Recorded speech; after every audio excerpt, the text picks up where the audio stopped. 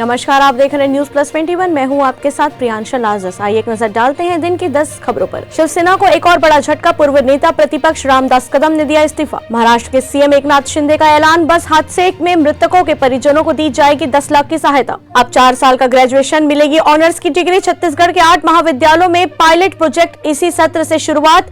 Generic course भी अनिवार्य। श्रीलंका में कार्यवाहक राष्ट्रपति ने की आपातकाल की घोषणा। मोहम्मद जुबैर ने यूपी में दर्ज 6 एफआईआर रद्द करने की मांग के लिए सुप्रीम कोर्ट में लगाई याचिका। जम्मू कश्मीर के सांबा में एक और संदिग्ध ड्रोन मिलने के बाद सुरक्षा बलों ने चलाया सर्च ऑपरेशन। उपराष्ट्रपति पद के लिए एनडीए उम्मीदवार जगदीप धनखड़ ने किया नामांकन। स्पाइस जेट के खिलाफ याचिका पर सुनवाई को लेकर दिल्ली हाई कोर्ट का इनकार। कार्तिक आर्यन के हाथ लगा बड़ा प्रोजेक्ट। कबीर खान, साजिद नाडियावाला की फिल्म में दिखेंगे।